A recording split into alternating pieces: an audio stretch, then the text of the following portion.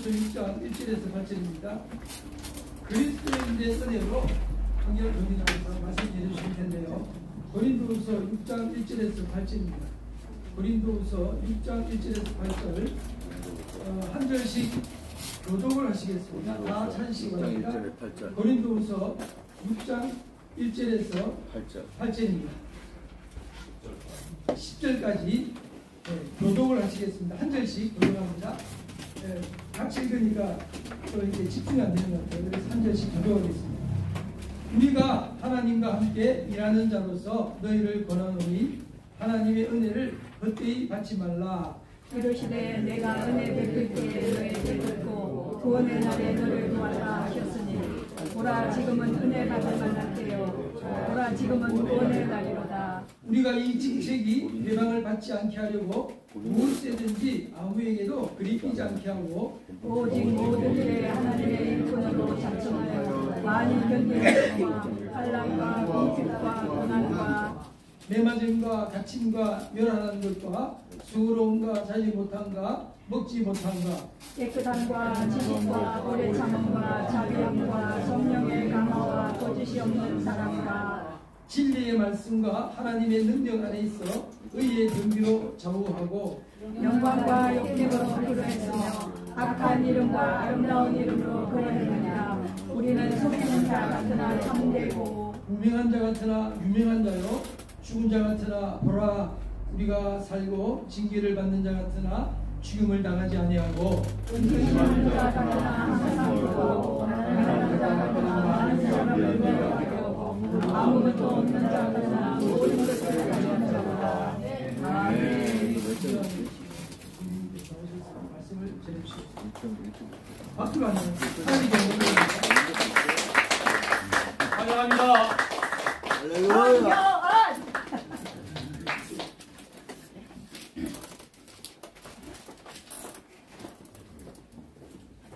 사랑합니다. 주님 안에서. 너무 빠르다. 예, 반갑습니다. 감사합니다. 할렐루야. 오늘 자리 이렇게 여러분 함께하게 된 것을 하나님께 감사드리고 은혜라고 생각을 합니다.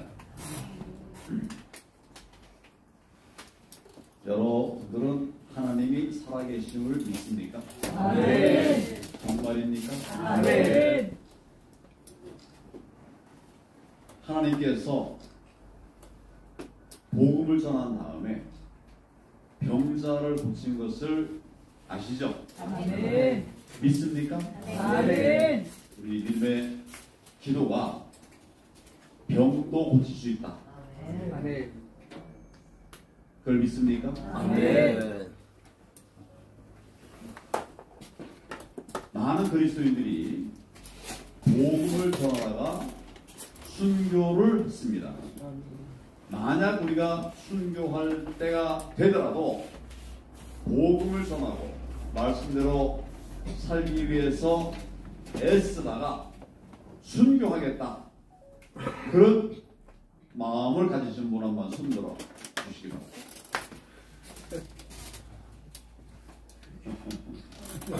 거짓말쟁이가 많아. 거짓말쟁이가 많은 것 같아요.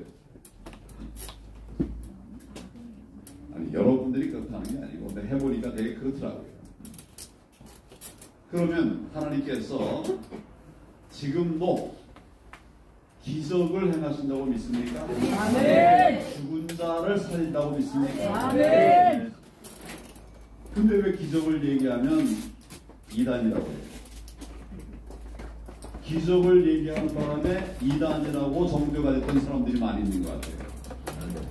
뭐 이름을 또 뭐 이렇게 저렇게 붙여가지고 그렇게 하고 있어요. 나는 베프티스트 침례교회입니다. 침례교회가 매우 보수적입니다. 성경대로만 신앙생활하자. 이게 침례교회예요.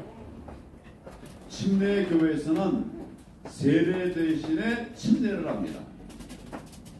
세례를 안 하고 침례를 합니다. 왜 세례를 안 하고 침례를 할까요? 성경대로. 우리는 성경에 나와 있는 그대로. 성결례는 침례다. 예수님께서 세례를 받으신 다음에 머리에 툭툭 떨어뜨리는 세례를 받은 게 아니에요. 어떻게 했습니까? 물에 잠겼습니다. 요단강에 들어가서 그렇게 했죠. 이걸 침수라고 해요. 그러니까 침례교회는 그래서 이게 침례교회가 좋다는 얘기가 아니라 말씀대로 생각하고 그래 노력하는 이런 교단이고 저도 그 침례교회의 교인입니다. 그런데 말은 그렇게 하면서도 실제로 하나님이 살아계심을 믿지 못하는 분들이 너무 많아요, 사실은. 그러니까 교회가 힘을 못 받는 겁니다. 이분을 어떻게 평가하는지 모르겠는데 손기철 장로라고 있어요. 혹시 아시나요? 예.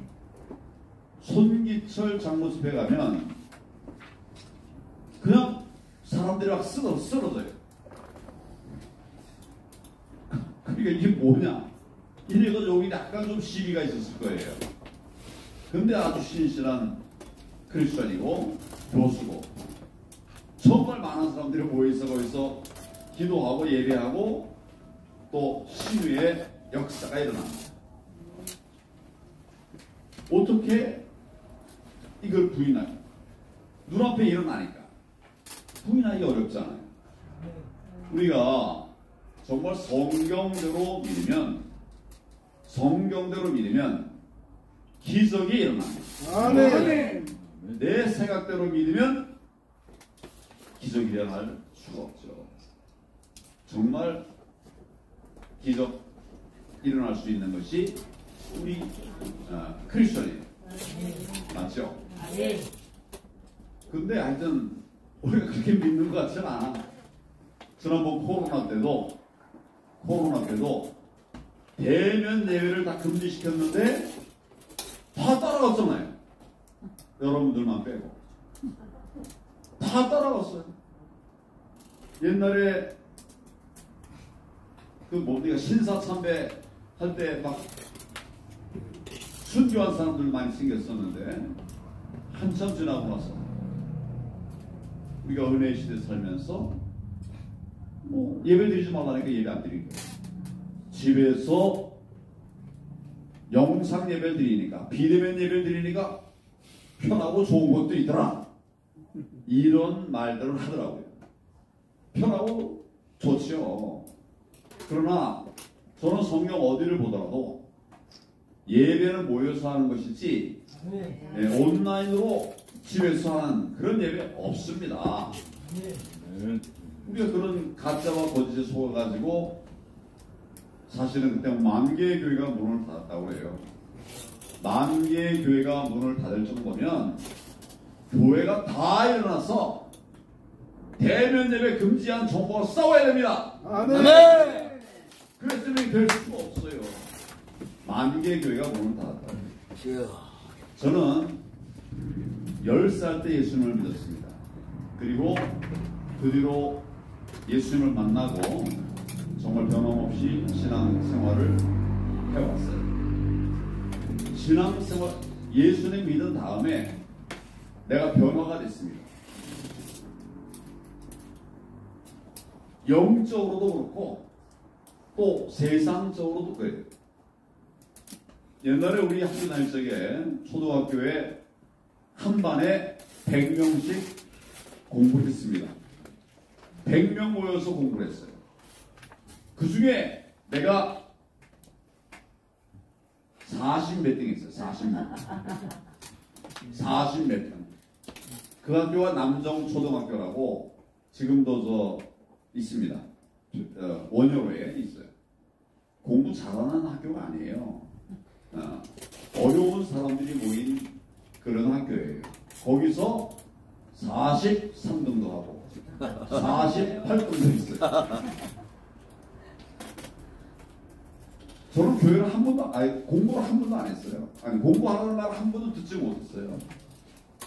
우리 6남매인데 나는 그냥 그 막내니까 우리 어머니가 학교 갔다 오면 교환아, 나물 좀 하고 가서 놀아라.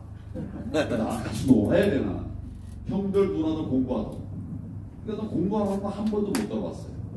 그런데 예수 믿고 나서 선생님이 이렇게 말을 했어요. 교환아, 예수 잘 믿어야 돼. 그래야 돼. 그런데 공부도 열심히 해야 돼.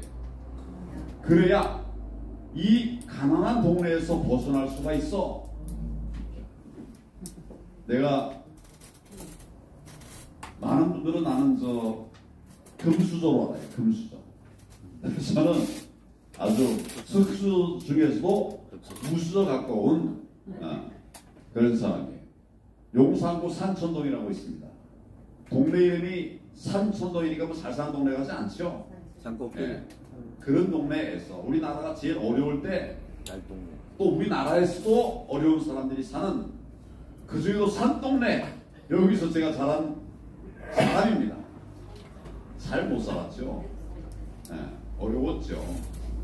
우리 옛날에 이제 그 가정 방문을 하는데 예배에 집중해 주세요. 예배 집중 본선에 학교에서 가정 방문하고 가더니 그 선생님이 나를 불러요. 다 100명 앉아 있는 데서 교환아, 너 거기서 어떻게 학교 다니냐? 그 먼 데서, 그 높은 데서 어떻게 어린 네가 학교를 다니냐? 이 얘기를 하는 거예요. 그런 데서 제가 자랐는데 예수 믿고 나서 학교 가니까 신앙생활도 열심히 한다고 그러고 또 공부도 열심히 하라. 그 말을 내가 듣고 공부를 열심히 했습니다. 4학년 때는 40 몇 등이었는데 5학년 때는 몇 등이 됐을까요? 3등이 됐습니다. 우와. 와. 48등 하던 사람이 3등이 됐습니다. 우와. 6학년 때는 몇 등이 됐을까요? 1등. 맞았어. 1등이 됐습니다. 최고. 그 다음에는 계속 1등을 했어요. 경기고등학교 가는 데가 있어요. 네, 최고예요. 우와. 거길 갔어요. 내가 아마 예수님을 몰랐다면 계속 국내에서 우리 어린아이들하고 같이 놀고 다른 사람들 하듯이 공부 안 하고 못하고 꼴찌도 만족하면서 살아가는 이런 사람이 됐을 거예요. 예수님 믿고 나서 내가 변했습니다. 나는 이것이 정말 큰 하나님의 은혜라고 생각을 해요. 대한민국이 예수님을 믿고 나서 변했습니다. 우리 역사 반만년이라고 하지만 대부분을 계속 침략당하고 포로 살고 가난하게 정말 못 사는 나라로 살아왔습니다. 그런데 예수 믿고 나서 대한민국이 바뀐 겁니다. 지금 우리나라가 세계 5위, 6위, 10위의 경제 강국이에요. 이거는 우리 반만년 역사에 없던 일이에요. 예수님 믿고 나서 우리나라가 그리 잘 살게 된 것입니다. 그 하나하나 얘기하려고 시간이 많이 걸리니까 제가 안 말씀드리겠습니다만은 우리가 이것을 잊으면 안 됩니다. 하나님께서 함께 하시면 역사 일어나고 기적이 일어납니다. 제가 다니던 교회는 천막교회였어요. 천막교회. 난 베프티스 침례교회인데 미군으로 받은 천막을 가지고 땅바닥에서 예배드리던 그런 곳이었어요. 거기서 예수 믿고 나서 제가 변한 거예요. 근데 그때 우리 동네에 산꼭대기 동네에 교회가 2개가 있었어요. 하나는 큰 교회. 가면 선물도 주고 보트도 주는 이런 교회. 오른쪽에는 천막교회. 근데 하나님께서 저를 그 선물 주는 큰 교회로 가게 하지 않고 이 가난한 그 교회로 가게 했어요. 그 오른쪽에 왼쪽에 있는 그 큰 교회가 섰으면 그 교회가 바로 나중에 보니까 전도관이 전도관. 박태선 장로교회. 근데 잘못했으면 거기 가서 박보인가요? 박보이처럼 이 2단의 두 번째 사람이 될 뻔했어요. 하나님께서를 복음으로 무장된 교회로 보내주셨습니다. 이것부터가 하나님의 큰 은혜라고 생각을 해요. 여러분 연탄가스 들어보셨습니까? 네. 연탄가스 맞고 죽을 뻔한 분 있으면 한번 손 들어보세요. 많이 손 들었네요. 예. 저도 연탄가스 먹고 죽을 뻔했어요. 근데 하나님께서 여러 가지 기적을 이뤄주셔서 저를 지켜주셨어요. 그 얘기하면 또 길어지니까. 내가 죽을 뻔하다가 기적적으로 살아났어. 2번이나. 이건 우연이 아니라고 나는 생각합니다. 하나님의 역사심이었다. 이렇게 생각을 합니다.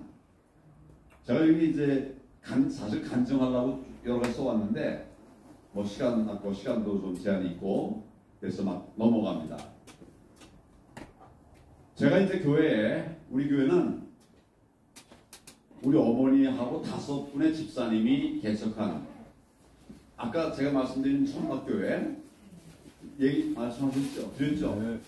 그 목사님 연세가 많은 신분이어서 돌아가셨어요. 그러니까 산꼭대기에 있던 교회가 내려오면서 전부 다 이제 교회 3개로 나눠졌어요. 저 산꼭대기 내려가니까 같이 못하는 거예요. 그래갖고 이제 저도 원효 쪽에 있는 우리 어머니하고 집사님들 5분이 만든 그 교회에 갔어요. 그 교회에 저는 어머니 따라갔죠.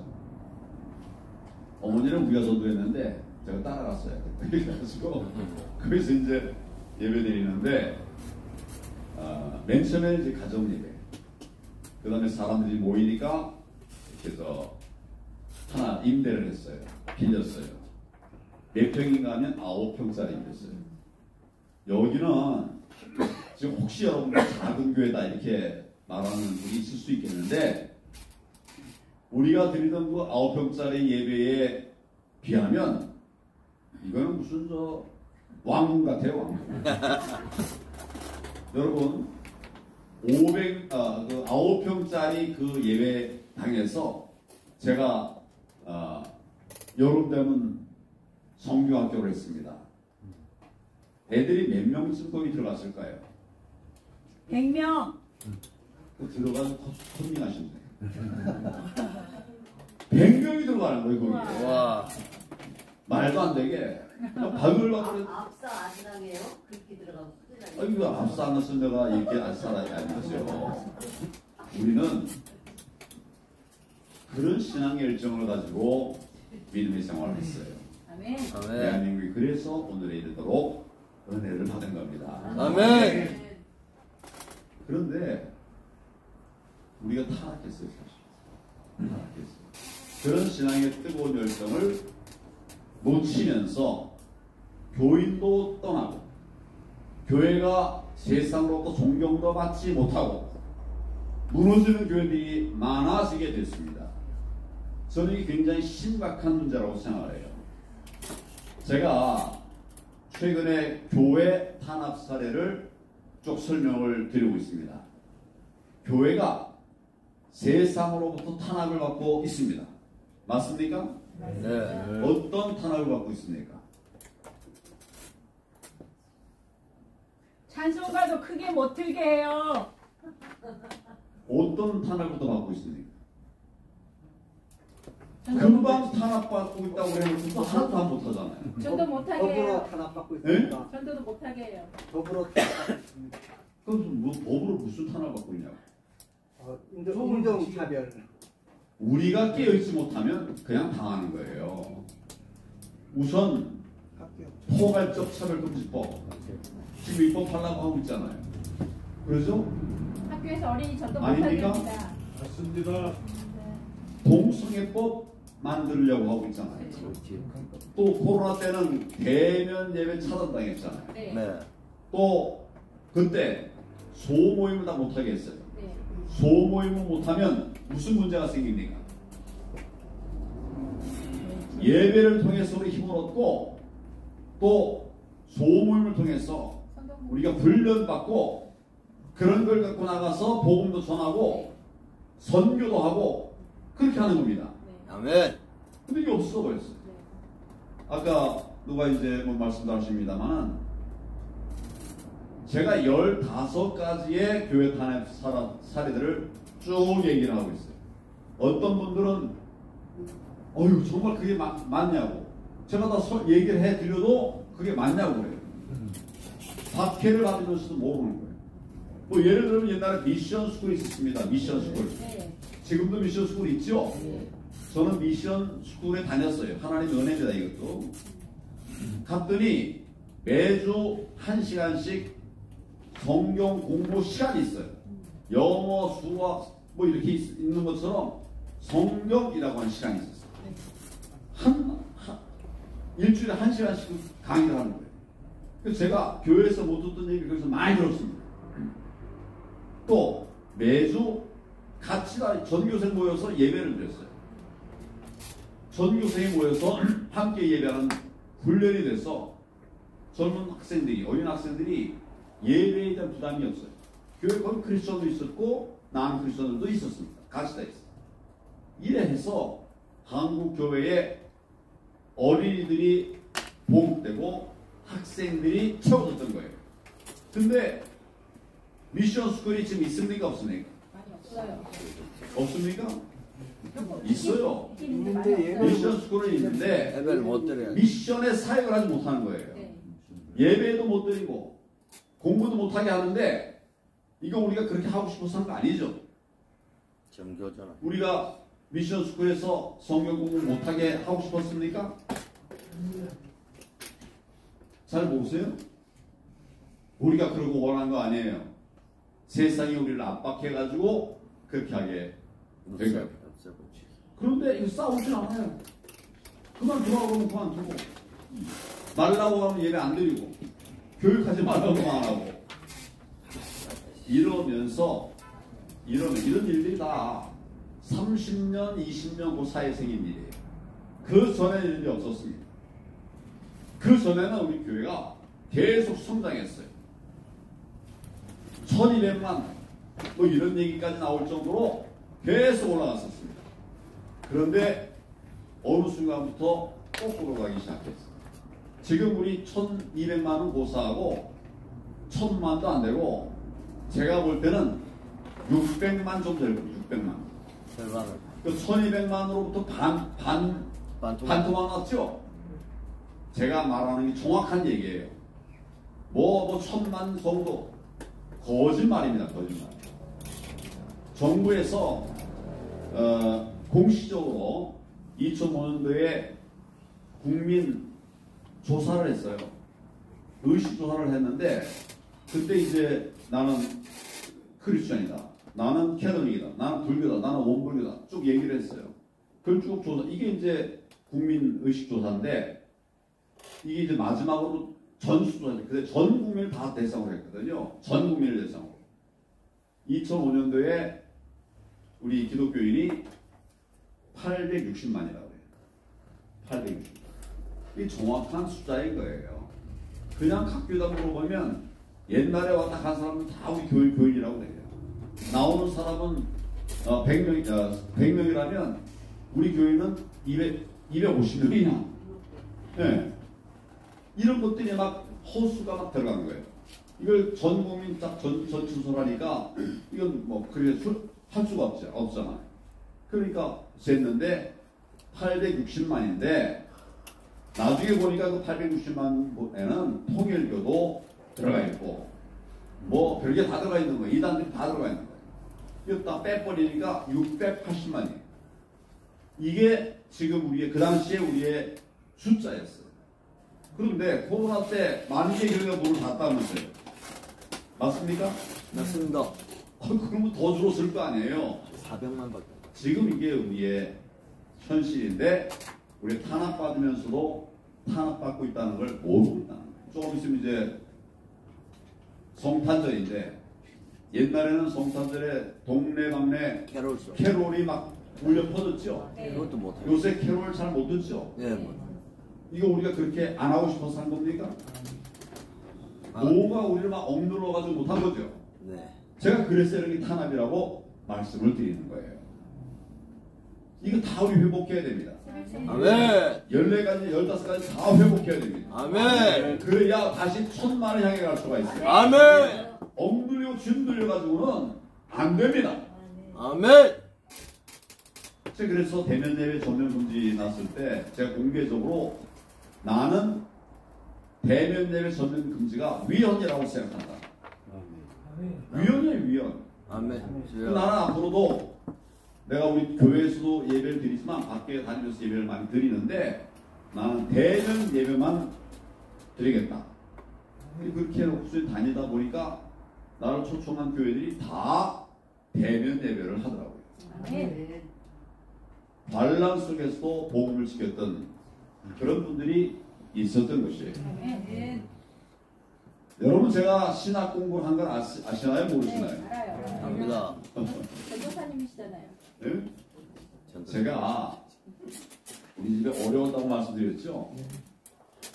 내가 고등학교 졸업할 때 아버지가 돌아가셨어요. 어머니밖에 안 계셨는데 어머니는 무학에 있고 공부를 하시는 분이 아니에요. 이제 우리 육남매 중에 5은 다 이제 출가하고 나 하나 남았는데 어머니하고 같이 있는데 어머니 아버지 같이 있었는데 아버지 돌아가셨어요. 그러게 이제 어머니밖에 안 남았잖아요.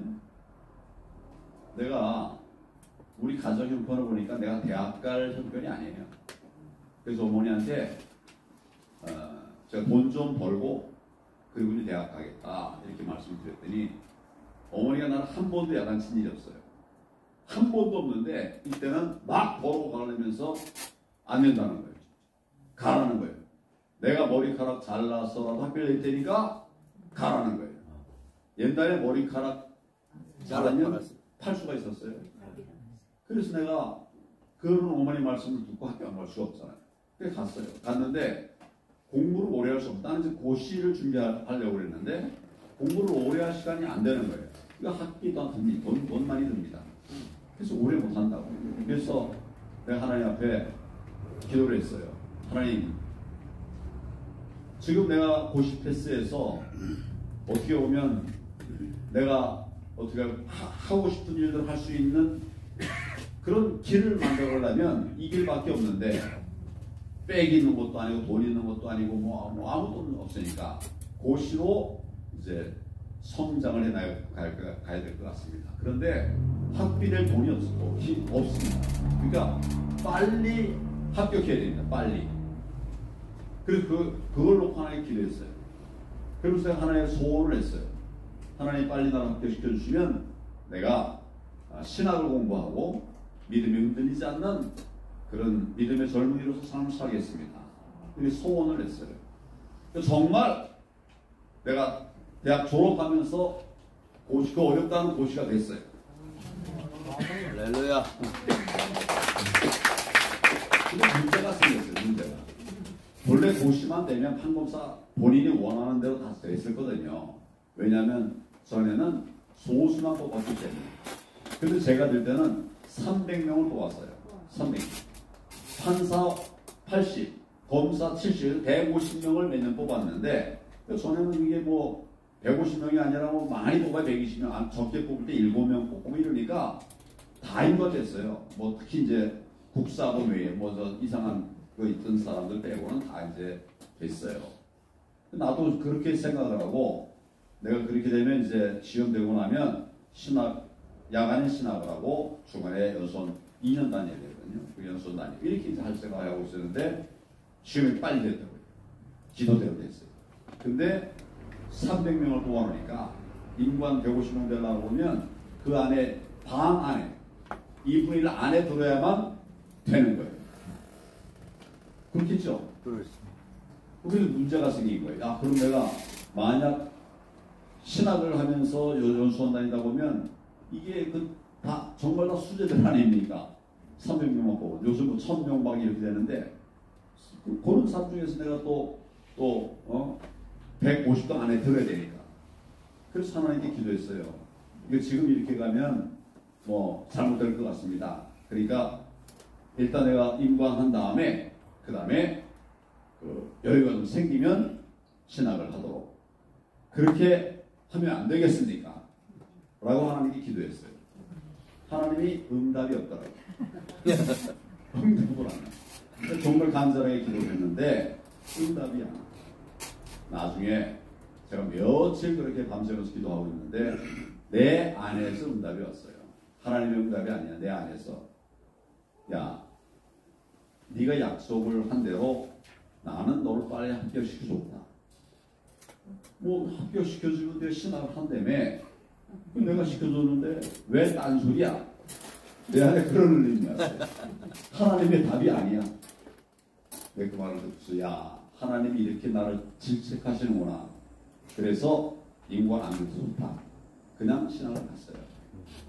그러니까 9시부터 5시까지는 연수원 다니고 그 끝나고 나면 막 부랴부랴 신학. 우리 신학교가 저는 침대 교인인데 대전에 신학대학이 있고 서울에 신학교가 있어요. 서울에 야간 신학교. 이제 거기를 가게 됐는데 그래서 이제 연수원 마친 다음에 막 부랴부랴 가면 우리 교수님이 출석을 부르고 하니까. 근데 내가 딱 들어갈 때는 최아무개 이런 걸 불러요. 김부터 시작해서 최까지 했어요. 내가 딱 들어가면 나는 소위 뭡니까? 그래서 졸업할 수 있어요. 꼭 그것 때문에 앉으면 에피소드가 되게. 그래서 결국은 나중에 두 개가 다 됐어요. 네. 아멘. 아멘이 할렐루야.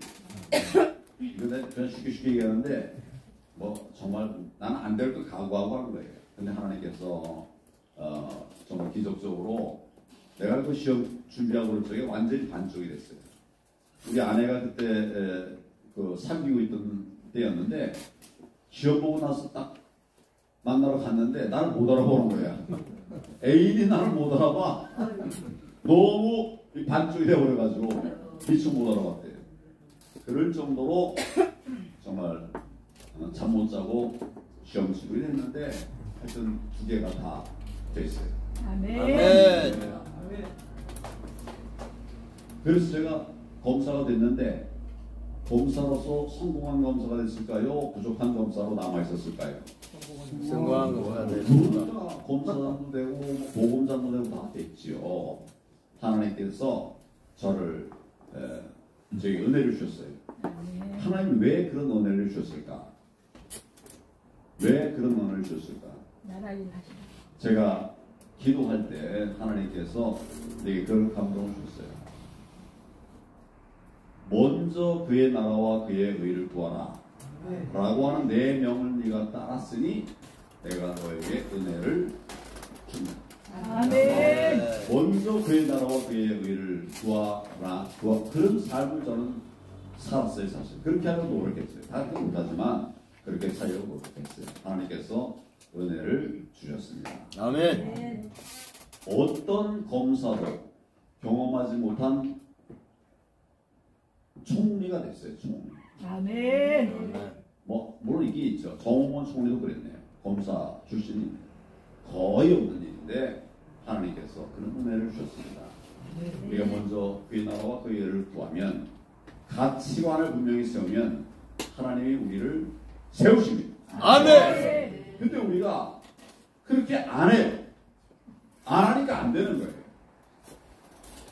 교회에 어려움이 있을 것 같다. 그 목사님들이 정치 얘기를 하면 교회들이 떠난대요. 그래서 정치 얘기를 안 해요. 교회가 좌우로 말하면 좌파 교회가 많이 있습니다. 성도들도 그런 사람들이 많이 있어요. 좌파의 모습을 정리하자면 결국 사회주의라는 거예요. 좌파라는 게 좀 한 권 더 나가면 사회주의가 되는 거죠. 네. 사회주의와 기독교는 양립이 될까요? 안 될까요? 안 됩니다. 감사합니다. 사회주의는 유물론을 기반으로 하고 있잖아요. 유물론. 다 아시죠? 네. 그러니까 유물론이라는 건 하나님 없다는 거 아닙니까? 근데 어떻게 그러면서 크리스천이라고 말하냐 이 말이에요. 저는 교회와 목사님들이 이 부분에 대해서 정말 회개해야 된다고 생각합니다.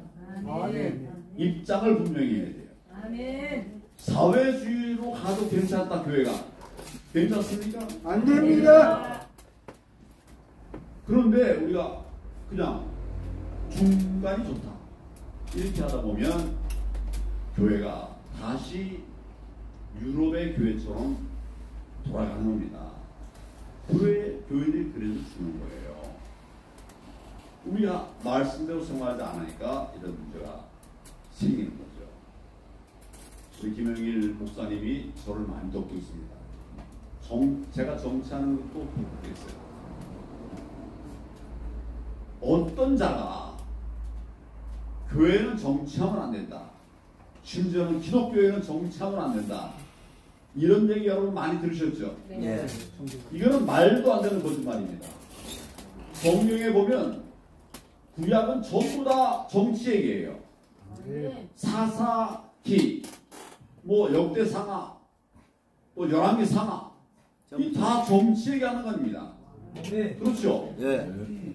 하나님께서 그 정치인들, 정치 지도자들을 통해서 선민의 나라를 세우고 또 믿음의 사람들 훈련시켜서 세상을 복음으로 편만케 하려고 하신 거예요. 아멘. 그런데 우리가 다 숨어가지고 뭐 교회가 중립을 지키면 뭐가 중립인지 모르겠어요. 사회주의도 좋다, 또 민주주의 좋다. 이게 중립입니까? 아니에요. 우리는 복음 안에 죽을 각오를 해야 됩니다. 아멘. 죽을 각오라면 삽니다. 아멘. 죽을 각오를 안 하니까 죽게 되는 거예요. 지난번 10월 27일 날 우리 200만 성도들이 100만은 현장에 모여 100만은 온라인으로 그 대집회를 했죠. 이걸 주도한 분이 누굴까요? 여러분이 했지만 뭐 하나님이고 하나님은 분은 아니니까 하여튼 뭐 그래서 예, 손현보 목사님이 주도를 했어요. 근데 본인은 내려놓고 다른 목사님들을 세우고 왜냐면 이런 식으로 해서 새로운 틀에 집회를 한 겁니다. 200만이 모였어요. 과거에는 200만 모여서 제대로 집회를 해서 우리 누구니까 그 미국의 빌리그레암 목사 100만 성도를 73년 동안 그럴 거예요. 저도 그때 고등학생으로 아까 있던 우리 그 작은 14년 거기서 이제 가서 참여를 했어요. 1시간 넘게 걸어갔어요. 그때는 차 타고 갈 수가 없어요. 뭐 사람이 워낙 많이 나오니까 길도 지금까지 그렇게 크지도 않았어요. 그런 열정이 우리에게 있었어요. 아멘. 하나님께서 그럴 때 우리 은혜를 주셨습니다. 아멘. 그런데 지금 뭐 그거 하면은 무슨 우리 그때 집회에 안 나온 교회, 대형 교회가 많이 있습니다. 여러 개가 있어요. 다 눈치를 보는 거예요. 하나님께서 우리를 크게 쓰실 수가 없습니다. 정말 이제 우리가 한번 말씀으로 돌아가서 하나님께서 내게 원하시는 것이 무엇인가. 제가 오늘 성경 본문을 고린도서 1장 1절부터 10절까지 그렇게 택했습니다만은 그중에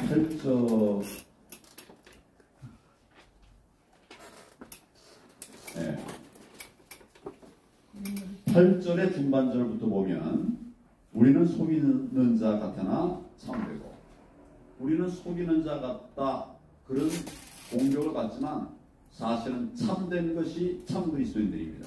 아멘. 무명한 자 같으나 9절에 유명한 자다. 뭐 세상에서 아무리 유명해도 뭐합니까? 하나님께 인정받지 못하면 그건 무명한 것이에요. 거꾸로 우리가 무명한 자 같지만 하나님께 인정받으면 유명한 자인 것입니다. 아멘. 여기 우리 읽은 그 고린도서 6장 1절부터 10절에는 우리가 뭐 같으나 우리는 무엇이다 이런 게 쭉 반복적으로 나와요. 믿음의 삶을 살면 그런 변화가 생기는 것입니다. 아멘. 그래서 나는 이것을 위해서 예수 믿으면 좋은 이유 그렇게 아마 제목을 전달해 드렸는데 정말 제대로 신앙 생활하고 하나님을 섬기면 하나님께서 우리를 무명한 자 같으나 유명한 자로 만들어 주실 겁니다. 유익한 자 같지만 정말 유용한 사람으로 만들어 주실 것입니다. 아멘.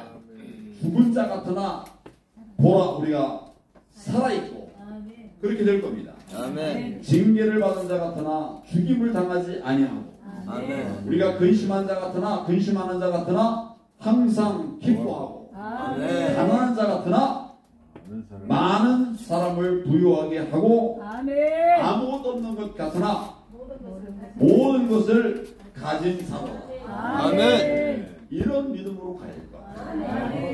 그렇게 되면 정말 교회가 바뀌고 세상을 바꿀 수가 있습니다. 저는 예수님의 지상명령을 늘 마음에 두고 또 말씀을 드리고 있어요.